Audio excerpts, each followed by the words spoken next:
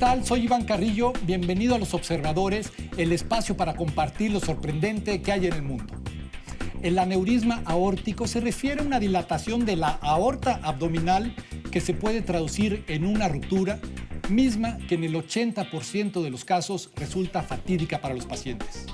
Hoy vamos a conversar con el doctor Carlos Hinojosa, subdirector de investigación clínica del Instituto Nacional de Ciencias Médicas y Nutrición Salvador Subirán, quien nos da los factores de riesgo de esta enfermedad, pero sobre todo nos habla de la forma en que podemos prevenirlo y tratarlo. Esto es Los Observadores.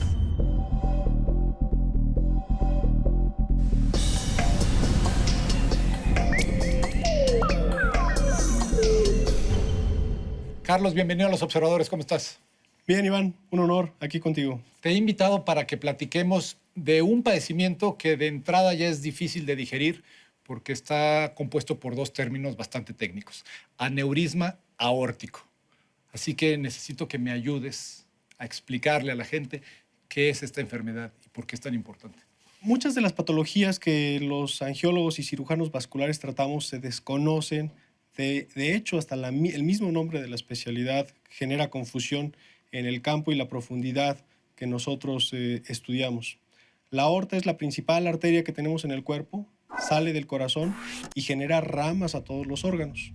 Cuando en algún segmento comienza a dilatarse, a crecer como un globo, es a lo que se llama aneurisma. El diámetro normal de la aorta son 2 centímetros. 2 centímetros es más o menos como una manguera doméstica, pensaríamos. Más o menos. Sí. 20 milímetros. 20 milímetros. Cuando rebasa 1.5 veces su diámetro, más de 30, es aneurisma. Ahora, ¿por qué un órgano tan importante empieza de pronto a dilatarse? ¿Cuáles son las causas? Hay factores de riesgo bien identificados y hay otros que se están estudiando.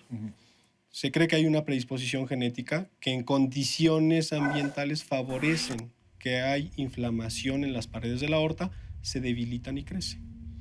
Pero sabemos que los hombres mayores de 65 años que han fumado al menos 100 cigarrillos en su vida, que tienen presión alta y que tienen problemas de colesterol, son los que están más expuestos a desarrollar este crecimiento de la aorta. Dime, Carlos, ¿por qué el Instituto Nacional de Ciencias Médicas y Nutrición, en donde tú trabajas y representas, de pronto pone el foco en esta enfermedad, en este padecimiento? ¿Qué los lleva a detectar en los pacientes como para tener la necesidad de comunicarlo y de que la gente conozca, comprenda la enfermedad? El problema... existen suficientes publicaciones para demostrar que es una patología que solo hace falta profundizar en estudiar a los pacientes y aparece. En diferentes países, diferentes sociedades generan campañas y de tener una prevalencia de menos del 1%, encuentran que la prevalencia sube hasta el 5 o 7%. Por el simple hecho de comunicarlo. Por el simple hecho de buscarlo. Porque el paciente, aunque lo comuniques, no podría saber si tiene o no. Es más, generaría angustia. Pero campañas donde se hace un rastreo para ver el tamaño de la aorta y se ve que es grande, entonces se identifican pacientes con una aorta muy dilatada. Y ahí es donde podemos intervenir para poder ayudarles. Más que una preocupación reciente, es algo que siempre ha existido. Se conjuntaron factores para impulsar esta campaña y ponerla en el tema de la prevención, que es algo en lo que estamos muy preocupados. Si tú lo padeces y no lo atiendes, ¿a qué te expones? Hay un límite que la pared de la aorta puede tolerar sobre distensión y es como un globo. Si nosotros inflamos ese globo en exceso, va a llegar un momento que en la zona más frágil, débil, se rompe, explota y el contenido del globo se pierde. En el caso del aneurisma, el contenido es la sangre que tenemos en todo el cuerpo. Es un flujo continuo por el que pasa el volumen circulante de todo el cuerpo, por lo menos en un minuto, y podría ser una ruptura de ese conducto suficiente para que la persona pudiera perder todo su volumen sanguíneo. Me describes que tenemos aquí la aorta, pasa por el centro de nuestro organismo y baja. ¿Cuál es la zona más frágil de la aorta? Hay aneurismas en todas sus porciones. Donde hay una frecuencia más alta es por debajo de las arterias renales antes de dar las ramas a las piernas. Y en ese segmento es donde fácilmente podemos identificar ese crecimiento con un ultrasonido. ¿Cuál es el factor de riesgo de este paciente que de pronto, pues sin haber detectado que tenía una aneurisma, llega al rompimiento de la aorta? Con una ruptura, el escenario es trágico, el escenario es urgente. El paciente difícilmente puede llegar a un hospital porque no hay tiempo suficiente cuando son masivas. Hasta el 90% de los pacientes tienen una muerte súbita. 9 de cada 10 pacientes que no detectan este ensanchamiento de la aorta no van a llegar al hospital con vida. Es correcto.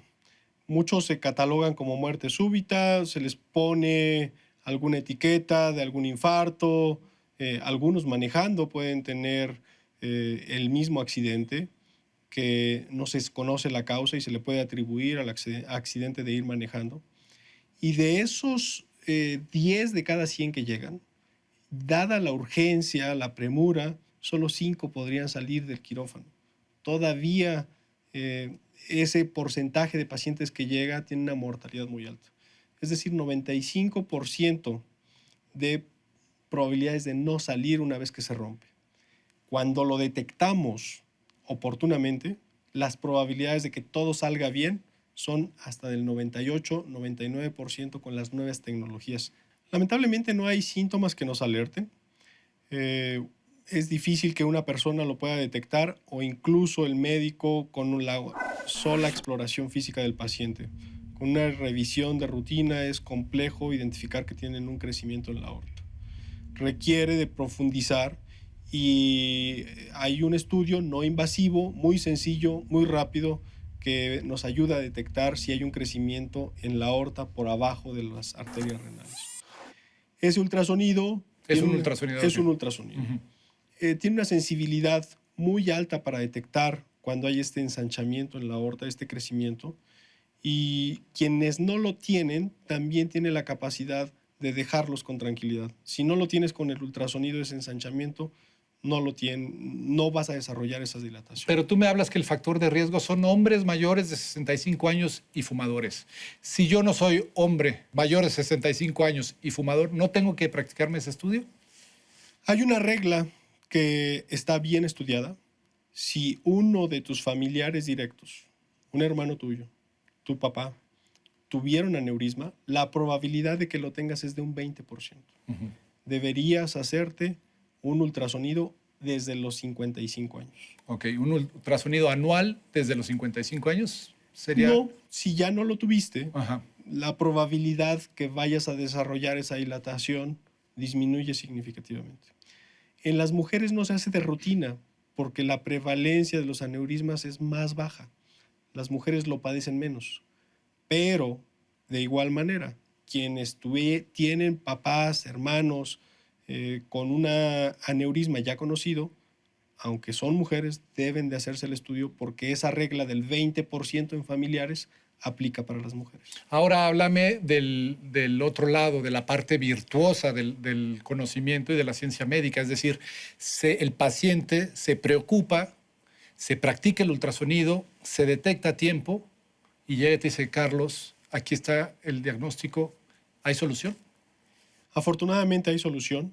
Y dependiendo del tamaño del aneurisma, también podemos tomarlo con calma, o podemos planearlo, o podemos acelerar los procesos. Arriba de 55 milímetros de diámetro es cuando empiezan a disparar las probabilidades de ruptura. Abajo de 55 milímetros la probabilidad que se rompa es de menos del 10%. Y en ese corte las probabilidades se disparan exponencialmente. Entonces, ahí es cuando decidimos operarlos.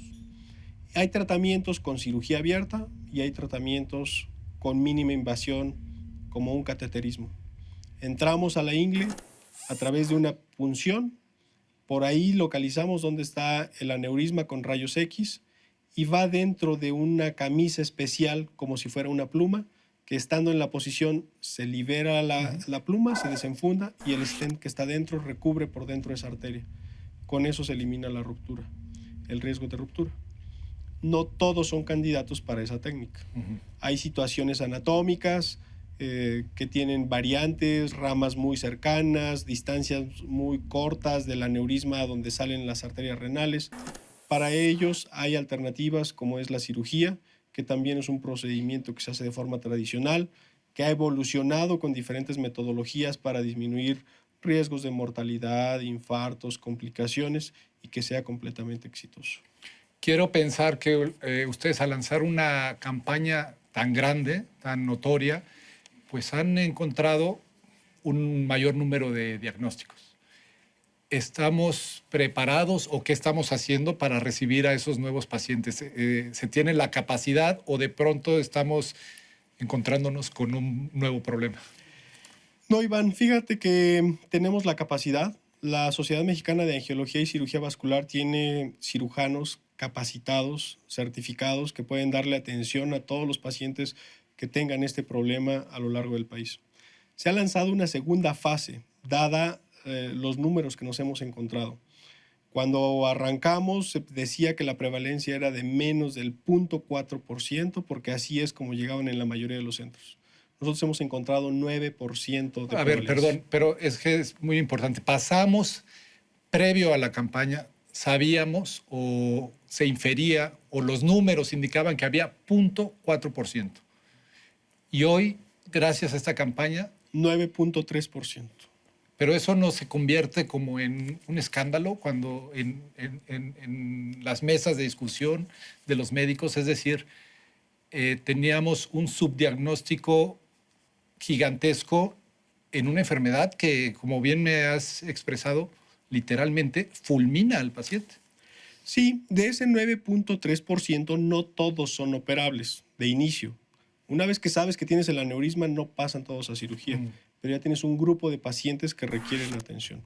Sí ha generado debates en diferentes foros, pero los cirujanos vasculares nos hemos preparado y es a donde vamos y es lo que queremos, ofrecer esa atención, y estamos poniendo sobre la mesa algo que debería tenderse de una forma diferente a como se estaba haciendo de forma tradicional. ¿Cuáles son los siguientes pasos? Digo, en los próximos años, supongo que al identificar un problema creciente y grave, viene una estrategia por parte de la comunidad médica y además deberíamos de pensar por parte de las políticas públicas. Mira, hay experiencia, por ejemplo, en Inglaterra. Realizaron ya hace 3 o 4 meses, celebraron el screening 1 millón.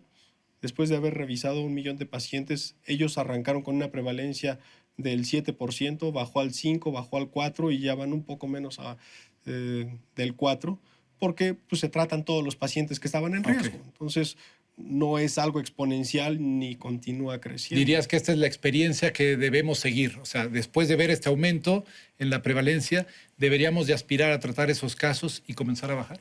Y baja la prevalencia y se mantiene constante, para mantenerse entre un 4 a un 5%, que es lo normal que existe en todo el mundo. Fíjate que esta campaña que estamos haciendo tiene una analogía muy fuerte con un partido de fútbol. Un partido de fútbol son 90 minutos de juego importantes para la vida de una persona. Pero en el minuto 65 hay que hacer una reflexión y ahí queda mucho por jugar. Y en esos minutos restantes es donde impactamos los cirujanos vasculares. Porque si en el 65 encontramos el aneurisma, le podemos dar oportunidad a la persona a que tenga una expectativa de vida mayor, que complete el partido de los 90 con buena calidad de vida. Y es el objetivo de nuestra segunda fase de la campaña, que así se llama, Minuto 65. Y en Minuto 65 ya la sacamos del instituto, ya no es gánale al aneurisma. Minuto 65 la comparte ahora con diferentes centros del país para hacer frente a una prevalencia más alta y no nos tome como sorpresa que sea algo incontrolable. Muchas gracias, Carlos, por venir a Los Observadores. Iván, gracias a ti por la invitación. Los Observadores, el espacio para compartir lo sorprendente que hay en el mundo.